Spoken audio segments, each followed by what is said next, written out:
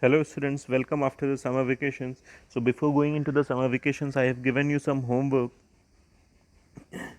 So I hope most of you have finished the homework. So those who have finished the homework, send in my inbox. Most of you have not sent your homework still. And those who have not finished the homework, finish it as soon as possible. So now what I will do is, before moving to the chapter third, I will take a brief revision of chapter 1 and 2. So in this video I have covered both the chapters, some new points as well as all the important points which were you know I have revised in this video. So your chapter 1 is categories of computer and chapter 2 is file management. So we will study them one by one. So our first chapter is categories of the computer. So before moving to the categories, I will we will know what actually computer is. So computer is basically an electronic device which is used to perform different tasks. So on these on the basis of these tasks, computer can be divided into 7 categories: supercomputer, mainframe computer, then mini, then personal, then mobile, then video game console, and last one is embedded computer. So our first is super computer. तो super computer is बहुत advance computer है हमारा, and it is also most costly. अब इतना ज़्यादा costly है कि इसको पर्सनल लेवल पे ख़रीद नहीं सकते हैं. एंड मोर ओवर इसका जो प्रोसेसिंग स्पीड है, इसका मेमोरी कैपेसिटी है, all the things are very large. Then comes the main frame computer. So main frame computer हमारा less costly as compared to super computer. Similarly, जो इसका speed है main frame computer का, okay, and जो इसका memory है वो सब का सब हमारा कम होगा as compare to super computer.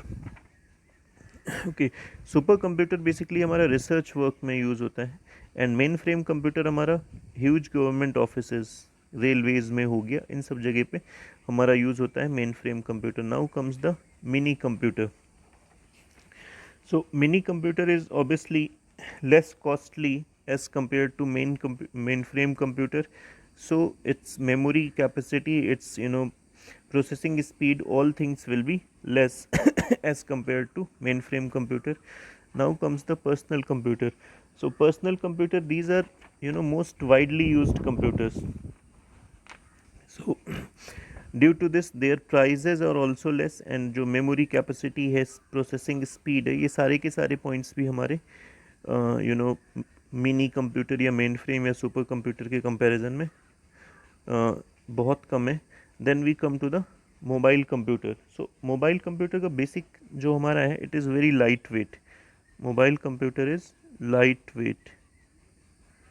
This is the basic feature of mobile computer. And one more thing is that mobile computer has internet accessibility. Now coming to the next topic is video game console. So when we talk about video game console, so ये basically हमारा एक gaming purpose से design किया हुआ computer है, which can be used by 2 or more user at a time. Now comes the last topic, that is embedded computer. So embedded computer का basic मतलब होता है, this is the only computer which you can use according to your requirement. So when we talk about embedded computer, it is different from all these computers, because embedded computers में जो एक property होती है कि इसे आप अपने according manipulate कर सकते हो. So this is the main property which makes embedded computer different from all other computers. So now we come to the next topic, that is computer language. So students, you know that language is a tool through which we can communicate to one another or transfer the information. Suppose मैं आपसे बात कर रहा हूँ तो I am using Hindi and English. So मेरे पास जो इन्फॉर्मेशन है मैं आप तक ट्रांसफ़र करना चाह रहा हूँ, उसके लिए हमारे बीच में इन्फॉर्मेशन ट्रांसफ़र करने के लिए एक लैंग्वेज होनी ज़रूरी है. सपोज़ अगर जो मैं चाइनीज़ समझता हूँ, I know about Chinese language, and you don't know about China, तो मैं कितना भी बोलता रहूँ, you will not able to understand. So same concept applies to the computer also. अगर जो मैं हिंदी बोल रहा हूँ या मैं इंग्लिश बोल रहा हूँ तो कंप्यूटर के लिए वो अननोन लैंग्वेज है, मतलब मेरी हिंदी या इंग्लिश को कंप्यूटर कांट अंडरस्टैंड. सो हमने एक लैंग्वेज डिज़ाइन करी जिसके थ्रू हम कंप्यूटर से कम्युनिकेट करते हैं. तो these languages are known as computer language. So it is defined as the set of instruction. SRT लिखा हुआ है वहाँ पे, set of instruction through which we communicate to the computer. C लिखा था, C को I have written down computer. So this is what computer language means. So there are different types of languages: Java, C, C++, etc. You will learn all about these languages in the higher classes. So basically languages are of two types: low level language and high level. When we talk about low level, so low level हमारा क्या है? Machine dependent. Machine dependent अभी मैं explain करूँगा. And high level क्या है? Machine independent है. So these are जब machine dependent की हम बात करेंगे, सो मशीन डिपेंडेंस का मतलब ये हो गया कि लो लेवल लैंग्वेज में अगर जो आपने कोई प्रोग्राम बनाया है, सो वो मशीन 1 के लिए तो चलेगा, मशीन 2 के लिए. Suppose you have a program written over there, यहाँ पे आपने कुछ लिख रखा है. सो ये प्रोग्राम मशीन 1 के लिए तो वर्क करेगा, but when we talk about machine 2 उस पर वर्क नहीं करेगा. तो this is the disadvantage of a low level language. But high level में बात करेंगे तो यही प्रोग्राम दोनों जगह रन कर जाएगा अगर जो हाई लेवल लैंग्वेज में लिखा है. So this is the difference. Now low level language is again can be divided into two parts: machine and assembly. So machine language basically क्या होती है? It is directly understood by hardware. And machine language में जो हम instructions देते हैं वो 0 1 के form में देते हैं. 0 1 are binary bits. About these bits you will learn in the class 7. Then अगर जो हम assembly language की बात करें तो मोर यूज़र फ्रेंडली लैंग्वेज. इसमें जो भी आप इंस्ट्रक्शन देते हो वो अल्फ़ा न्यूमेरिक सिंबल्स के फॉर्म में देते हो, and these are called as mnemonics. Now high level language की बात करें सो ये मशीन इंडिपेंडेंट है. सो हाई लेवल लैंग्वेज में बेसिकली हमारे दो ट्रांसलेटर्स होते हैं, एक कंपाइलर है, दूसरा इंटरप्रेटर है. तो जब कंपाइलर की बात करेंगे, सपोज यू हैव एक प्रोग्राम आपको दिया हुआ है, तो कंपाइलर इस प्रोग्राम को एज अ होल लेगा, मतलब पूरे प्रोग्राम को एक साथ एग्जीक्यूट करेगा. वेयर एज जब हम इंटरप्रेटर की बात करते हैं तो इंटरप्रेटर लाइन बाय लाइन इस प्रोग्राम को एग्जीक्यूट करता है. So this is all about high level and low level languages.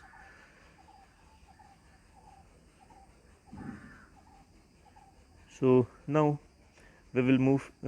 Now our first chapter is finished. Students, now we come to the chapter 2, and chapter 2 is file management. So file management basically means managing the file. Managing the files मतलब आप कोई file, suppose you have created a file, so where you want to save that file. Now after once you have saved the file, if you wish to change the position, you change the location of the file, then how will you do all these things? So all these things will be studied in this particular chapter. So first is saving a file. I have explained all the processes of saving, pasting, etc. detailed in the video, so I'm not going to focus that much here. So there are some steps about saving a file. So save a file, you have to click on the file tab, then click on the save, then आपको place mention करनी होगी. Finally you have to give the name to the file, and then you click on the save button. Your file will be saved. Now one important thing which I would like to tell you in this particular video: when you click on the file tab, a dialog box appears which have these two options, save and save as. So now I will tell you the differences between save and save as. So save जो होता है वो document को, एक particular document को एक single name से save करने के काम आता है. बट उसी डॉक्यूमेंट को सपोज करो आपको मल्टीपल लोकेशन पे सेव करना है या मल्टीपल नेम से सेव करना है, then you will use save as. Suppose you have created a file को मैंने ए नाम से सेव कर दिया. अब इस फाइल में कुछ मॉडिफिकेशंस आपने करे, मॉडिफिकेशन मतलब कुछ चेंजेस करे. सपोज यहाँ पे a+b लिखा हुआ था. सो अब आपने क्या करा कि this is your original file, आपने उस फाइल में a+c कर दिया. Now your file is changed. So अब आप चाहते हो ये दोनों फाइल हैं, then you have to click on the save as. So this is where the save as is used. Now another difference is that save is used to save a document with a single format. whereas save as used to save the file in multiple formats. Shortcuts for save and save as are also given. So save as का जो shortcut है F12 है और Alt plus F plus A, whereas save का जो हमारे shortcuts हैं यहाँ पे Control S है. दूसरा हमारा शॉर्टकट है shift plus F12. Third option है आपके पास alt plus shift plus F2. चौथा ऑप्शन है alt plus F plus S. So all these are the shortcuts for saving a file. Now pasting a file or folder, I'm not going to discuss about pasting because I have discussed in detail. यहाँ पे दो processes आते हैं हमारा. First is pasting and second one is moving. So when we talk about pasting, suppose आपने एक कोई file है आपके पास, वो ए सी ड्राइव में थी. फाइल का नेम क्या है आपका A and it was stored in C drive. अब आपने इस ए को पेस्ट किया डी ड्राइव में. सो डी ड्राइव में आपकी ए आ गई. जब आप मूव करोगे तो मूव में क्या होता है, सपोज आपके पास सी में हमारी फाइल ए थी एंड आपने डी में उसे मूव करा दिया. सो मूव कराने पे क्या होगा, ये जो हमारा ए होगा वो यहाँ से हट जाएगा, यहाँ से रिमूव हो जाएगा. सो विच मीन्स जब आप फाइल को मूव कराते हो तो फाइल अपनी ओरिजिनल प्लेस से मूव कर जाती है, ओरिजिनल प्लेस पे नहीं रह जाएगी. When you use the paste option you change the location of the file, plus जो ओरिजिनल लोकेशन होता है वहाँ पर भी रहता है. So this is the basic difference between saving and pasting a file और folder. Now next topic is working with multiple applications. So as name suggest आपके एक स्क्रीन पे कई सारे एप्लीकेशन एक साथ वर्क करेंगे. सो विंडोज़ 7 तक आई थिंक ये ऑप्शन नहीं था. आफ्टर 7 विंडोज़ 8 आया, उसमें I think we can split the screen into 2 parts. Now Windows 10 is very useful because it can split the screen into 4 parts. Okay, now we will see how the screen looks like when you use multiple applications. So this is the screen, this is your first application, this is your second, and this is your third application. So now how useful is this application is, I think I need not to explain this particular thing because आप एक साथ पहले अगर जो आपको क्या करना था कि सपोज आप इस एप्लीकेशन पे वर्क कर रहे हो, आपको इस एप्लीकेशन पे वर्क करना है. इनिशियली आपकी पूरी स्क्रीन पे ये थी. सो आप क्या करोगे, इस एप्लीकेशन से पहले इस एप्लीकेशन को मिनिमाइज़ करोगे, देन इस पे जाके क्लिक करोगे तो ये एप्लीकेशन आपके सामने ओपन होगा. बट जब आप आप दोनों एप्लीकेशन को एक साथ स्क्रीन पे लगा के रखे हुए हैं तो इससे होगा क्या कि आपका टाइम बचेगा. You can switch from this application to this application within seconds.